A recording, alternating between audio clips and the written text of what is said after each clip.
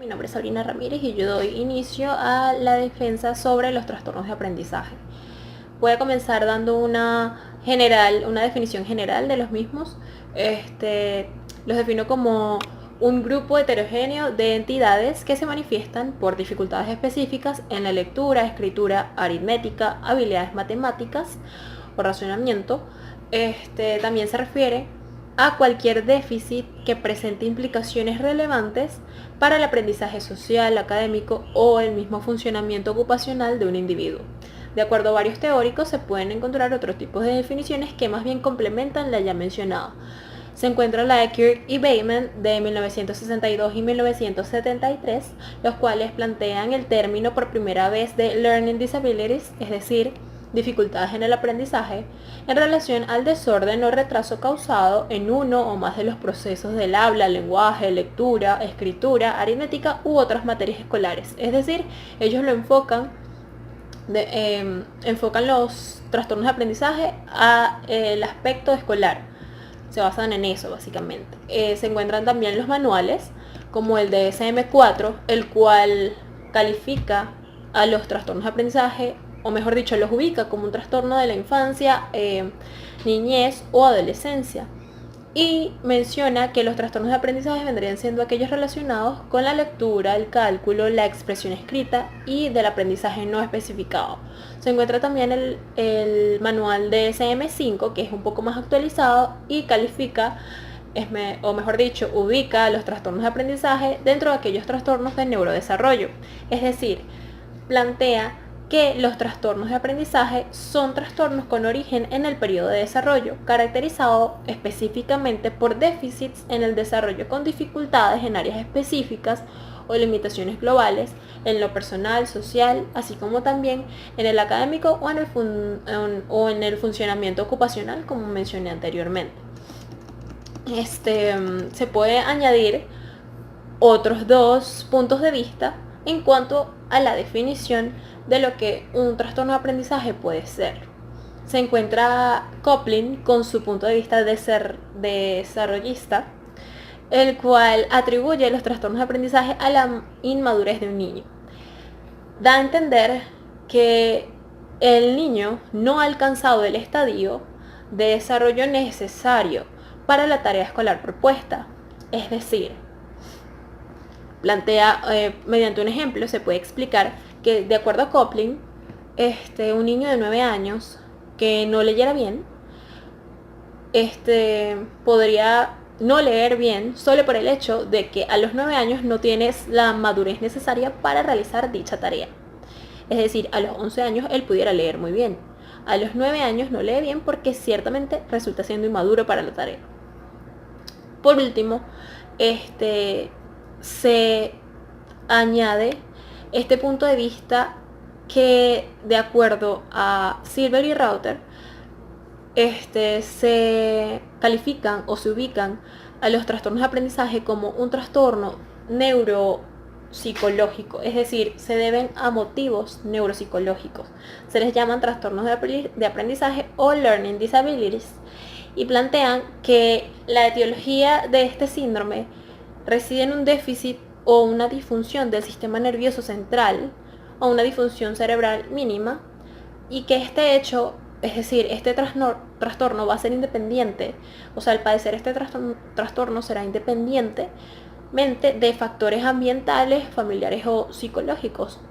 Si se dan cuenta, esta definición se contrapone a la definición de Coplin, que es básicamente desarrollista y que es en su mayoría en el aspecto cognitivo, así como también social. Por último, se puede decir que para diagnosticar un trastorno de aprendizaje es importante que se utilicen los criterios de la American Psychiatric Association, es decir, de la Asociación Americana de Psiquiatría, que se utiliza, o sea, que se demuestra en los manuales de DSM-5, DSM-4, y bueno, básicamente es eso. Con respecto a las definiciones en base a teóricos de los trastornos de aprendizaje. Técnicas de abordaje de los trastornos del aprendizaje. Estos trastornos se pueden abordar desde un modelo conceptual, como lo es la parte teórica, y desde un modelo de intervención, la parte práctica. En efecto, existen trastornos específicos, como lo es trastornos de lectura, de escritura y aritmética. Estos se pueden abordar por la parte de la psicoterapia y de la logoterapia. Además de ello, también existen trastornos de reacción, ya que estos van a influir directamente sobre el individuo, desde la parte ambiental, parte familiar y contexto en el que se encuentra. Se debe tomar en cuenta que para poder abordar este tipo de trastorno, como lo es un trastorno del aprendizaje, debe ser de la mano de la psicoterapia y también de la psicopedagogía, ya que influye mucho en el ámbito escolar este tipo de trastorno. Pasando a lo que es la lectoescritura, podemos decir que tanto la lectura como la escritura son una de las habilidades fundamentales en la vida de los seres humanos, por lo cual la lectoescritura viene siendo la habilidad de plasmar el lenguaje y hacerlo permanente y accesible, lo cual lo convierte en una de las habilidades y procesos más importantes en la vida de los seres vivos. ¿Qué pasa? Que el dominio, el aprendizaje y el desarrollo de la lectoescritura infantil aporta gran valor y grandes beneficios tanto para los niños como para los adultos.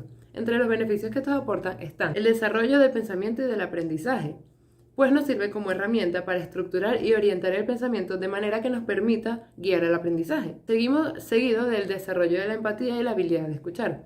Pues el niño, cuando está leyendo algo, una historia, él se mete en la piel de los personajes y descubre cómo piensan, cómo sienten, lo que hacen en determinadas situaciones. Pues cuando el niño lee, él no oye, pero escucha lo que le dicen los personajes. Desarrollo del lenguaje y de la expresión. Pues al observar el lenguaje, esto nos permite que hacer una reflexión inconsciente de lo que estamos leyendo, pues la atención está centrada en la historia, lo cual nos permite enriquecernos tanto del conocimiento como del lenguaje y permite que nos podamos expresar de mejor manera, tanto oral como escrita. Mejora la concentración y la reflexión, pues tanto la escritura como la lectura requieren de atención y de reflexión de lo que se está haciendo. Esto nos va a permitir que nosotros aprendamos a saber qué decir, cuándo decirlo y cómo decirlo. Otro de los beneficios que nos aporta la lectoescritura es que es un elemento de relajación y entretenimiento. Además nos permite reducir los niveles de estrés y el malestar emocional. ¿Por qué? Porque generalmente cuando estamos leyendo, centramos nuestra atención en eso que estamos leyendo y dejamos de lado el resto de las preocupaciones o problemas que podamos tener en nuestra vida cotidiana. La lectoescritura también contribuye a mejorar la ortografía y a conocer más sobre el mundo que nos rodea. Porque cuando estamos leyendo de manera inconsciente, vamos viendo y reflexionando y obteniendo información sobre cómo se escriben correctamente las palabras. Ahora vamos con lo que es la psicomotricidad. Esta se puede definir como una técnica o disciplina para ayudar al niño a desarrollar su movimiento corporal, las relaciones con los demás y a controlar sus emociones y conocimientos, integrando todo entre sí. Esto se divide en dos partes, lo que es la parte motriz y la parte psíquica. Lo motriz viene siendo el movimiento y la psíquica viene incluyendo lo que es lo psicoafectivo y lo cognitivo. La teoría de Piaget afirma que la inteligencia se construye a partir de la actividad motriz, pues desde los primeros años de vida hasta aproximadamente los 7 años, los conocimientos y experiencias que se van adquiriendo son a través de los movimientos y acciones que se realizan en el medio que los rodea, por lo cual el progreso de la actividad psicomotriz del niño permite que éste se pueda desenvolver de mejor manera, o sea, pueda controlar sus emociones, sus impulsos y así desarrollarse de mejor manera con su entorno escolar, familiar y social. La teoría de Piaget afirma que la inteligencia se construye a partir de la actividad motriz, pues desde los primeros años de vida hasta aproximadamente los 7 años, el niño va adquiriendo conocimientos a raíz de las experiencias y acciones que realiza en el medio que lo rodea, por lo cual el progreso de su psicomotricidad va a permitir que él pueda controlar sus emociones, sus impulsos y de esta manera pueda desenvolverse de mejor manera en sus ámbitos escolar, social y familiar. Ahora bien, el progreso de la psicomotricidad se puede desglosar en 3 fases. A nivel motor, que es lo que permite controlar el movimiento corporal, a nivel cognitivo, que es lo que nos permite controlar lo que son la memoria, la atención, la creatividad y la parte cognitiva, y a nivel social y afectivo, que esto es lo que nos va a permitir o lo que le va a permitir al niño conocerse más a sí mismo, poder controlarse y de esta manera poder relacionarse mejor con los demás. Por otra parte, tenemos lo que son los problemas del lenguaje. Los trastornos del lenguaje en los niños se refiere a esos problemas que tienen tanto para comunicar un mensaje y darse a entender, como para entender un mensaje proveniente de los demás. Esto puede hacer que el niño tenga problemas para desarrollarse en su ámbito social y puede ser también la causa de ciertos problemas conductuales serios. En la mayoría de los bebés y niños, el lenguaje suele desarrollarse de manera natural desde el momento en el que nacen, por lo que el niño debe tener la capacidad de ver, oír, sentir y escuchar, además de la capacidad física de formar un discurso. ¿Qué pasa? Que los problemas del lenguaje o los trastornos en el lenguaje suelen confundirse con lo que es el retraso en el lenguaje, y no es lo mismo, pues el retraso en el lenguaje significa que el niño aprende y desarrolla el lenguaje de la misma manera que los otros niños, solo que lo hace posteriormente.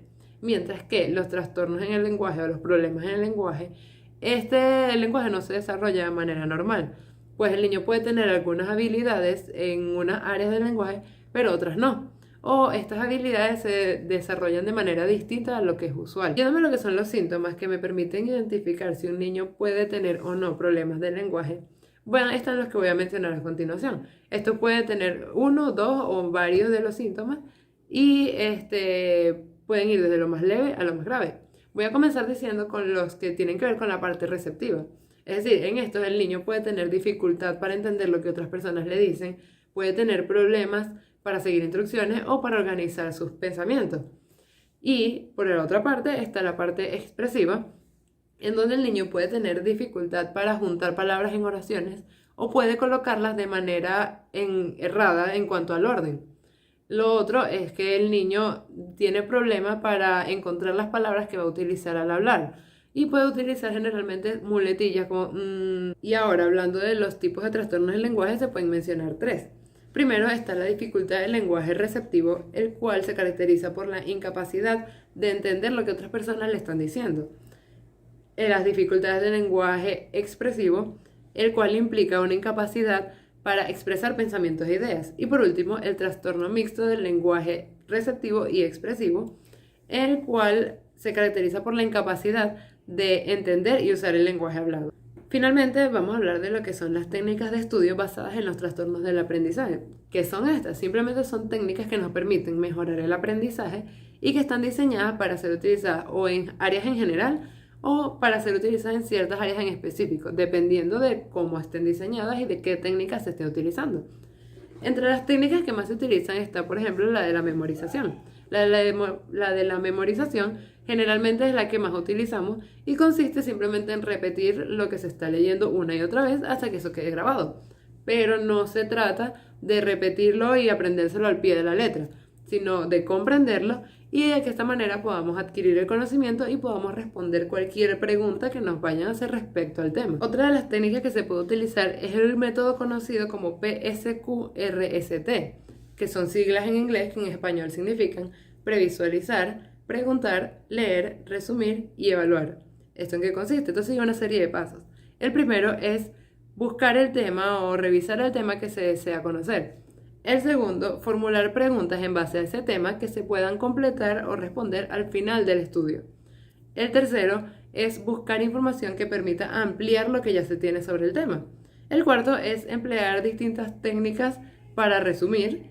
Y el quinto consiste en hacerse una autoevaluación y responder las preguntas que se formularon anteriormente.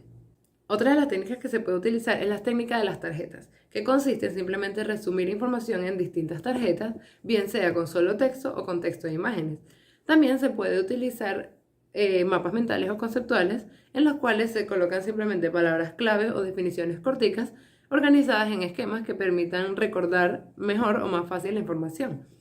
También se puede utilizar la técnica de negro, verde y rojo, que consiste en subrayar cada parte de la información que se considere más importante. Es decir, de negro se subraya generalmente lo que es más importante resaltar de la información. De rojo, lo que son las definiciones y conceptos que deben conocerse. Y verde, todas aquellas palabras que pueden ser difíciles de recordar. Y por último, se puede mencionar otra técnica que es la de las imágenes visuales, que es simplemente ir haciendo dibujos o imágenes en base a lo que se está leyendo, pero que las que se hagan sean formadas por la mente al momento en que se está haciendo, porque de esa manera es que se puede recordar más fácil.